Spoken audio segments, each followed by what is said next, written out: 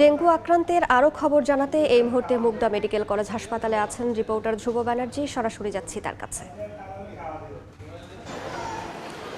নারী পুরুষ মিলিয়ে মুগদা মেডিকেল কলেজ হাসপাতালে ভর্তিকৃত ডেঙ্গু রোগীর সংখ্যা প্রায় 100 ছুঁই।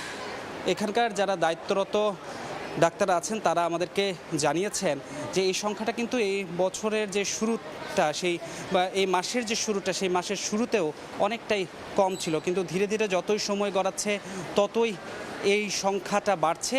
এবং সবচেয়ে বেশি ঝুঁকির কারণ তারা একটা জিনিস বলছেন, সেটা হচ্ছে এবারও ডেঙ্গু রোগীদের যে লক্ষণ সেই লক্ষণটা পুরোপুরি প্রকাশ পাচ্ছে না। অর্থাৎ আগে ডেঙ্গু রোগে কেউ আক্রান্ত হলে তার জ্বর 100 থেকে 105-এর মধ্যে চলে যেত, অনেক বেশি জ্বর থাকতো, কিন্তু এই মুহূর্তে যেটা দেখা যাচ্ছে অনেকের মধ্যে কিন্তু এতটা জ্বর লক্ষ্য করা যাচ্ছে না।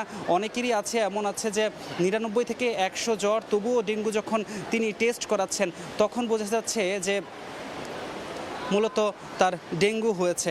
এছাড়াও আরেকটি ব্যাপার তারা ঝুঁকির বলছেন, সেটা হচ্ছে যে অন্যান্য যে লক্ষণগুলো আছে সেই লক্ষণগুলো কিন্তু অনেকটা কমই দেখা যাচ্ছে। সুতরাং সব কিছু মিলিয়ে এখানে যারা ভর্তি আছেন তারা যেমন একটু স্বাস্থ্য ঝুঁকির মধ্যে আছেন, এবং যারা দায়িত্বরত আছেন তারাও বলছেন যে যদি এই অবস্থা চলতে থাকে তাহলে রোগীর চাপ যদি বাড়ে সেক্ষেত্রে তাদের অনেকটা হিমশিম খেতে হতে পারে।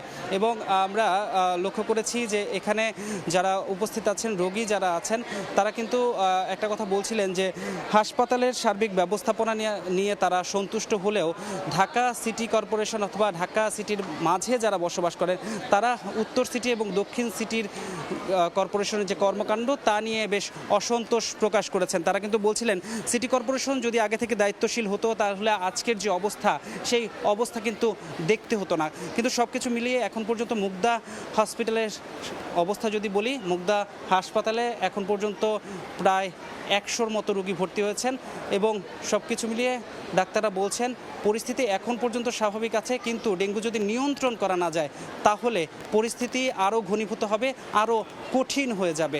এই ছিল মুগদা মেডিকেল কলেজ হাসপাতাল থেকে আমার কাছে সর্বশেষ।